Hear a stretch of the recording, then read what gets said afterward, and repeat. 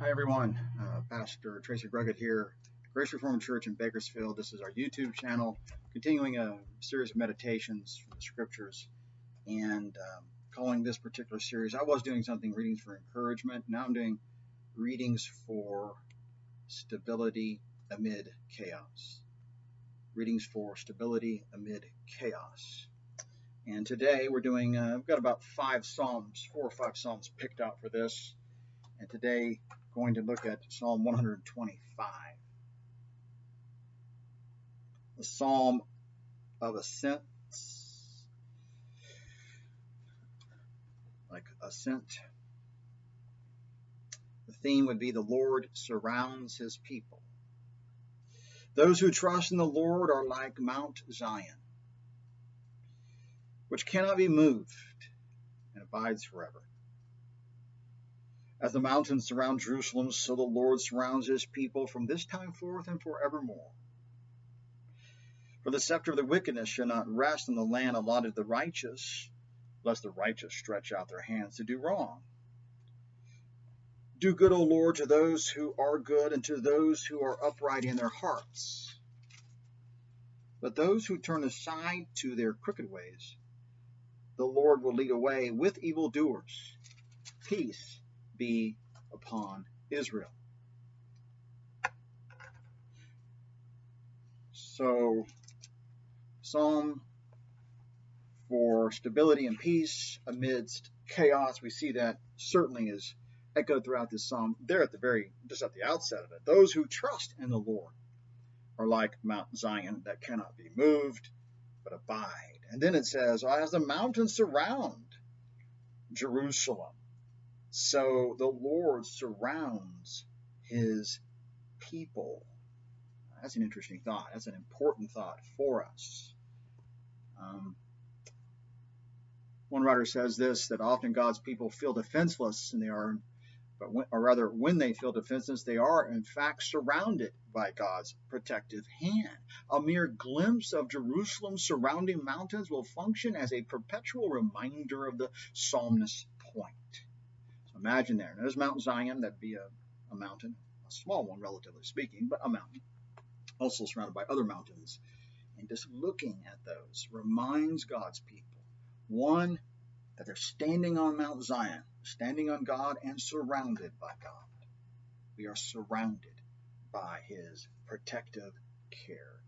So, it says here, cannot be moved like Mount Zion, surrounded.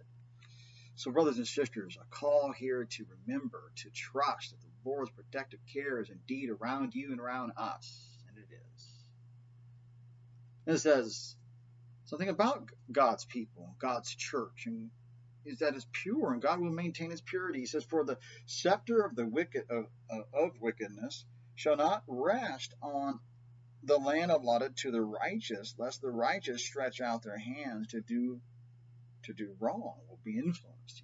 The idea is that the land becomes wicked, then the people of God will also. And so God will not only maintain us, he'll maintain us in purity, maintain our purity. God of righteousness. Then he says, do good, O Lord, to those who are good and to those who are upright in their hearts. Let's remember that the righteous life is not something that God forgets about, ignores, and doesn't see. Oh no, he blesses the righteous. The man who's righteous, he meditates on the law of God night and day, and God remembers him. In his season he bears fruit. And so it says here, do good to those who do good. Those who walk in the Psalms, those who walk in the law of God and trust God and seek to lead a life of righteousness, God will bless that life.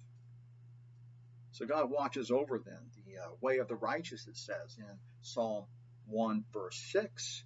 And here the psalmist is calling upon the Lord to reward those who express their faith by their good, upright conduct that reflects obedience to him. I'm kind of quoting here somewhat, but that's the point. So this is a call, and then at the end of it, I'm going to hit this, but those who turn aside of their crooked ways, those who don't stand with the Lord, for the Lord, in the Lord, But turn aside to crooked ways, the Lord will lead, and the Lord will lead away with evildoers. Here the psalmist can foresee that retribution will come upon those who don't stand for God and with God and walk in righteousness. And then he closes it by saying, peace be upon Israel. And may God give us peace. May peace be upon Israel. That's echoed in Galatians chapter 6, right there, and at the end of it, he says, peace be upon the Israel of God, upon the church. So may God grant us his peace. So amid chaos, there is stability. There is protective care. There is the preservation of holiness and purity. There is reward and blessing for righteousness, walking in it. So this is a call, brothers and sisters, for us to trust the Lord, isn't it? Trust the Lord. God is pictured here as under us and around us and with us, blessing.